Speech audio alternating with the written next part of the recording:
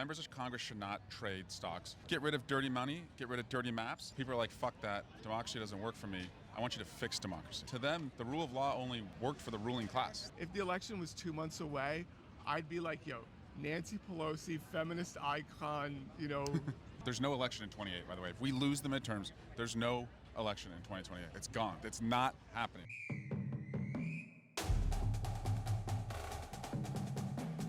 So after the last election, Democrats realized they fucked up.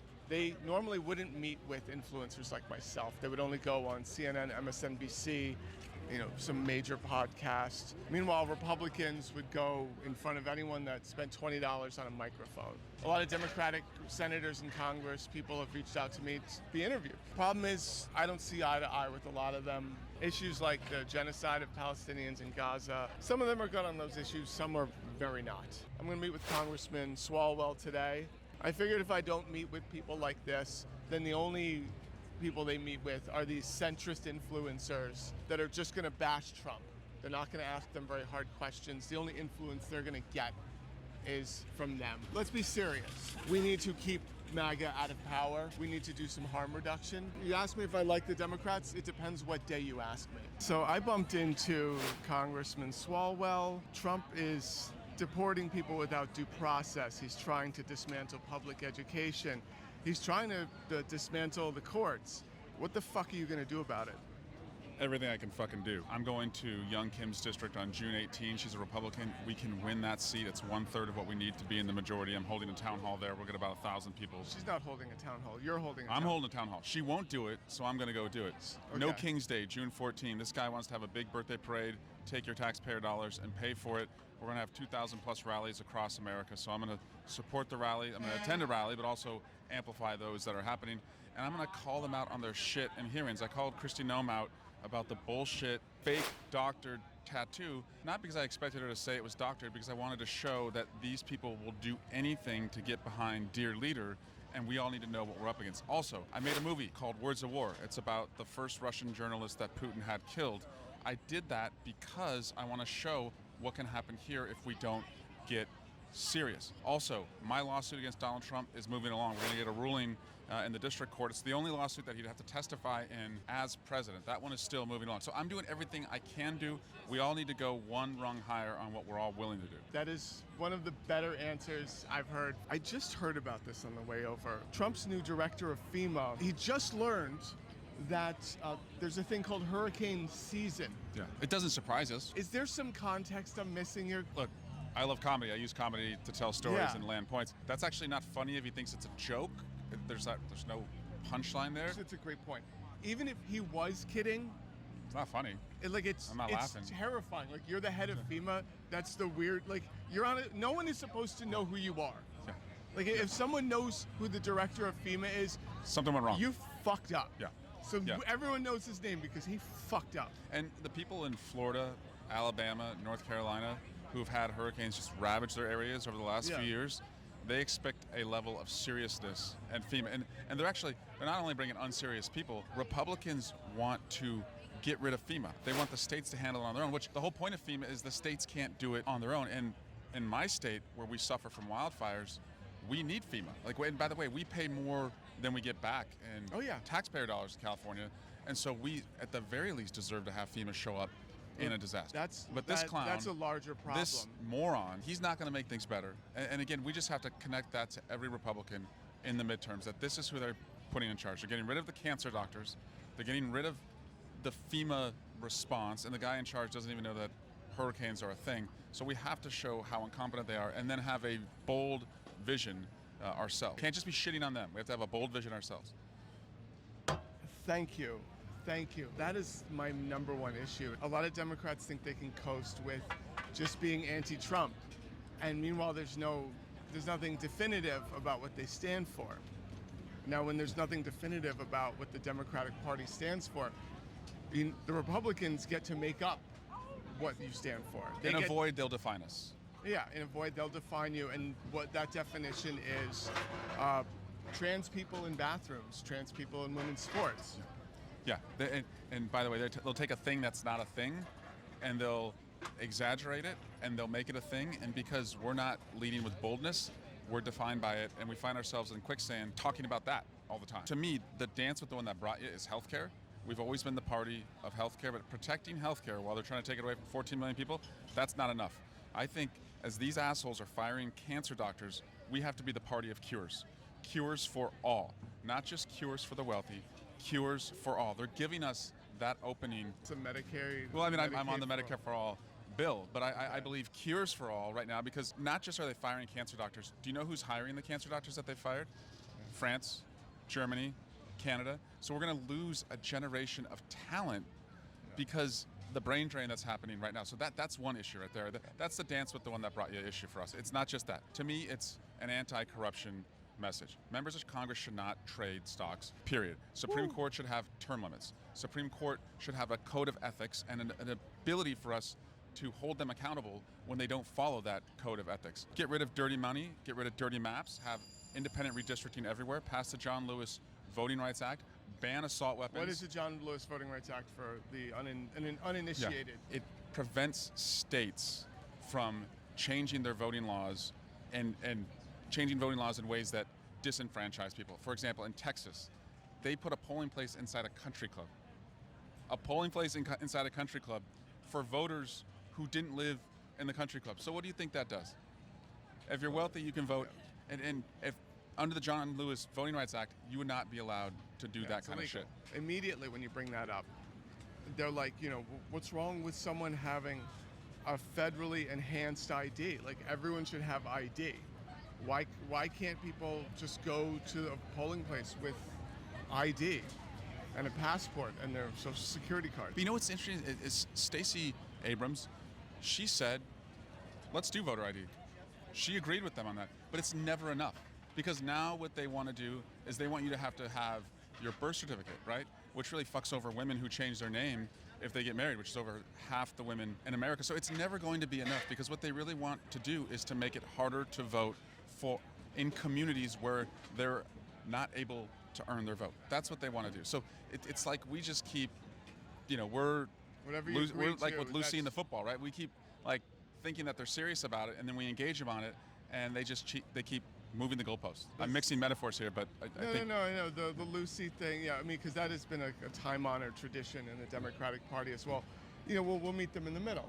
A lot of people wonder, am I okay? Am I safe? I ask myself that a lot. Every few months I challenge my friends who work in military intelligence and related fields to find me, and they can't.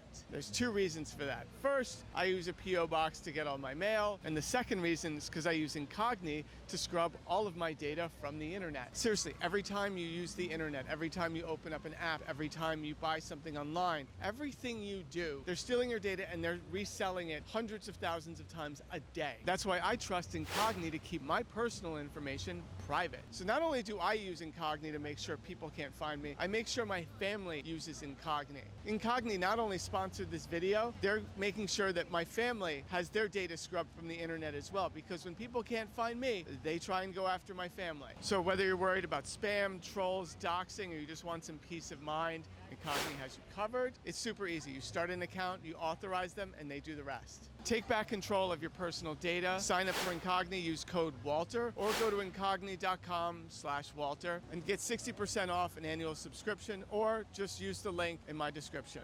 Now back to the original video. And that leads into my bigger point, is meeting people in the middle of fascism. I'm an influencer. I vote Democrat. I try to get people to vote Democrat. When Democrats do stuff like meeting people in the middle on fascism, on trans rights, on LGBTQ rights, on, Israel, my job is made harder by that. It's way more challenging. It's not about, hey, have you registered to vote yet? It's like I'm dragging people just to vote at all, because the dominant narrative is this is a uniparty. Well, we are seen right now, especially by young people, as defending the status quo and defending the establishment. And when we say, let's protect democracy, people are like, fuck that. Democracy doesn't work for me. I want you to fix democracy. I don't want it to be corrupt. I don't want the influence of money in democracy. I don't want these corrupted judges who the president is openly saying that the Federal Society promised they would rule for me, and now he's upset that they're not. Like, he's admitting that the system is corrupt. They want to see us smash and break that system. They don't want to see us like defend it and say we need the rule of law. To them, the rule of law only worked for the ruling class. That's how a lot of young people view it. And so if you're not willing to like smash and break things and start with the filibuster, by the way, then I don't think you're going to get those folks to register. They're not going to vote, and they're not going to care. My biggest issue is this apathy of, listen, you know what, this they're all the same. Yeah. And, people, like when Ruben Gallego the other day gets up and says, hey, I see they have a point on the trans people in sports thing. When Gavin Newsom wants to shut off Medi-Cal for undocumented immigrants, like with regards to things like Israel-Palestine with AIPAC, when you have people going, hey, you know what, these campus protests, I'm going to side with the Republicans in getting them shut down. And let me just for a second, I'll defend Gallego in this. Yeah. Because I don't want to get scallop here. As a parent, if you're asking questions that relate to like safety and fairness as a parent around trans sports, I think we should allow people to have a space to ask those questions, have those conversations at a local level. But if your approach to this is that I don't even accept that we should have a trans person, then fuck you. You shouldn't be in the conversation. And I think what Ruben was saying was like, as a parent, we have to at least understand these conversations are happening so that we're not seen as so alienating.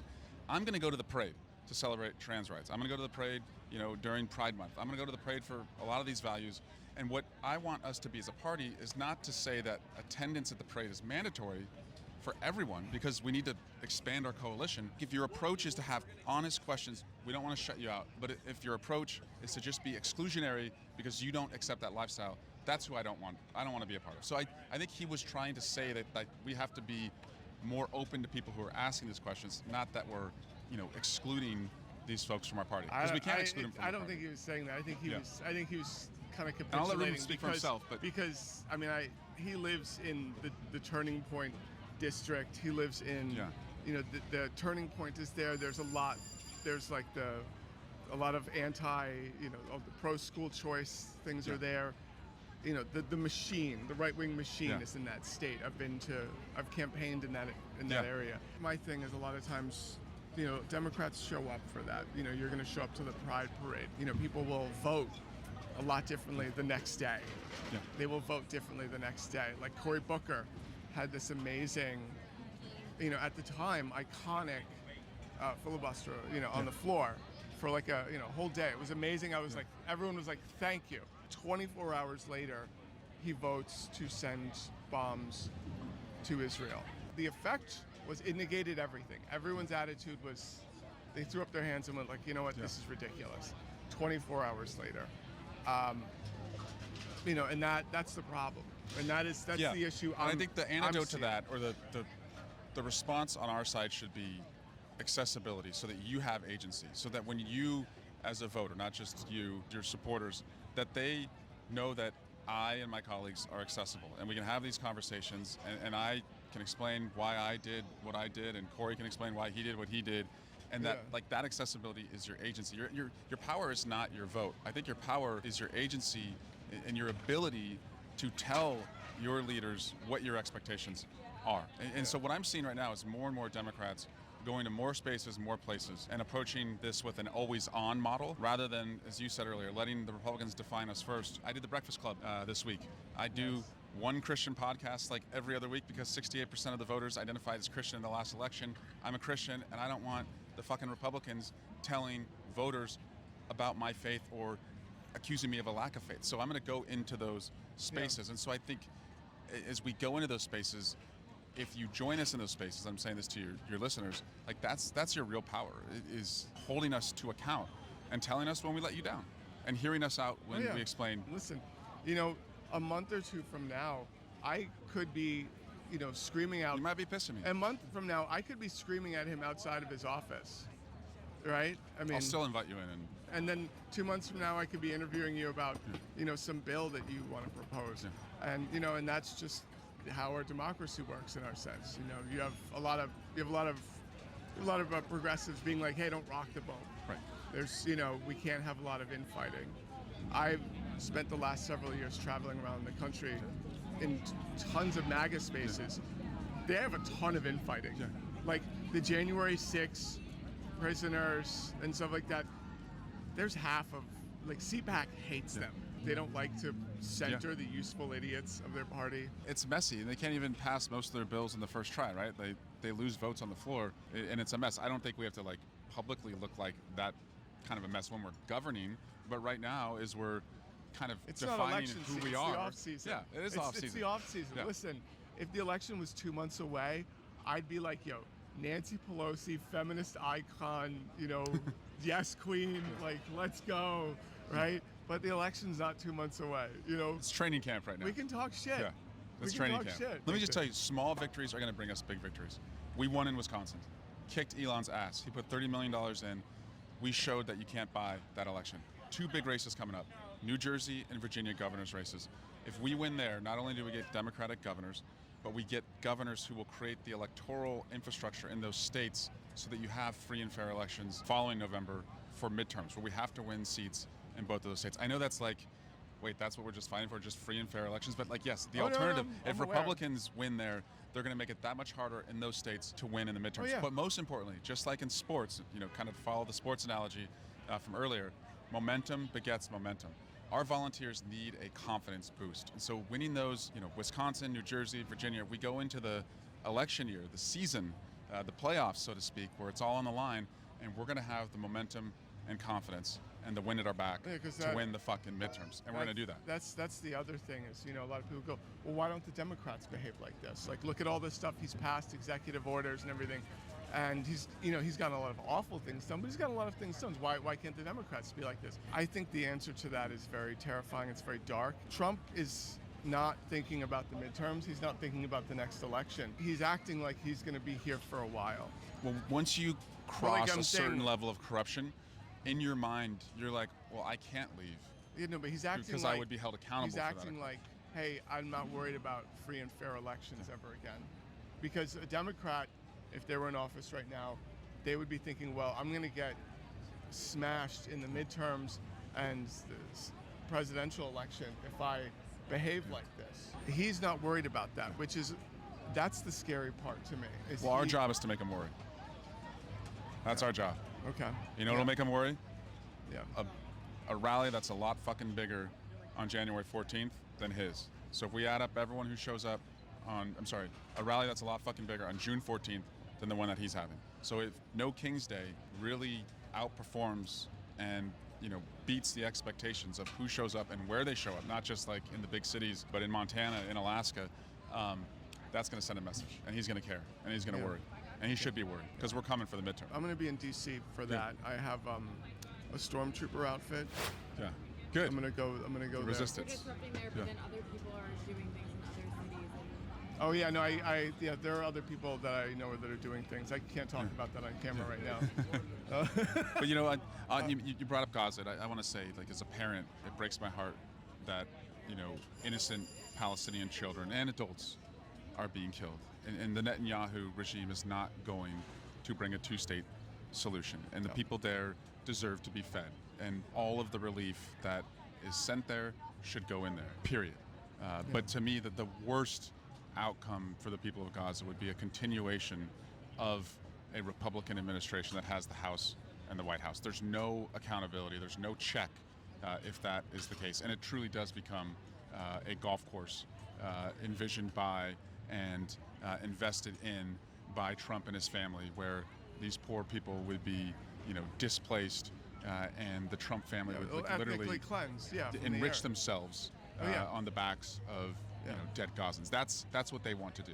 I've traveled the entire country in MAGA spaces. I've heard their rhetoric on these things. I know before last year while the election was happening, I knew that they were going to be worse on Gaza. You know, it was challenging for your average person to have that level of imagination. And I get that. You don't do what I do full time. It's hard to have that level of imagination. While awful things were happening under a Democratic administration. Right now, like, that's that's a reality. And that I also think that's dangerous for Jews as well. Like, that is dangerous for Jews trying to live their life that have nothing to do with what's happening. Yeah, and we're seeing them being attacked in America, like in Boulder, like in D.C. 2 weeks ago. And so, look, to me, that's why I'm mission focused on the midterms. For me, this is a right or wrong mission that we're on, and we have to get it right. There's no election in 28, by the way. If we lose the midterms, there's no election in 2028. It's gone. It's not happening. Yeah, I mean that is true, and that's it's this uphill battle. A lot of people So we have to be all a lot in. of people are very frustrated with the Democratic Party for reasons, and that's going to be the most challenging thing is dragging everyone out to the polls to be like, listen, there's a lot of things that you might disagree with. However, we got to do some harm reduction to our country.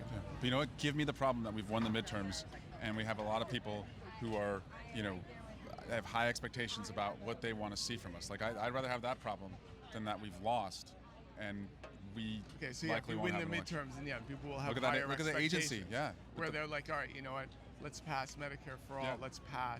Let's do all these crazy things that we would normally ask a Democrat administration Nancy to do. Nancy Pelosi had a bold agenda in 2019. We didn't have the White House or the Senate, but it was kind of a blueprint of what we would do. That is not a sentence I thought I would ever. I thought I'd never hear Nancy Pelosi had a bold agenda. You know what? Look, we passed assault weapons ban and background checks. We just couldn't get it past the fucking filibuster in the Senate. So let's get rid of the goddamn filibuster. And let's get rid of the Senate. Really. We're not getting rid of the Senate. Come on, Filibuster. Trump. You got the Palpatine playbook. You want to disband the Senate. You know what? I would be like, but I kid. But yeah, awesome. Great. It's been a pleasure. Thanks, man. Thank you. Are you going to be at any of the No Kings Days? Yes, Which yes. one? Still sorting out. There's a No Kings Day in Livermore in the heart of my district. So I'm trying to decide whether it would be Washington, D.C. or the one back home. But yes, I will be all in. And I hope you are too. Yes, we will be. No, I'll be at 8. I'll be around.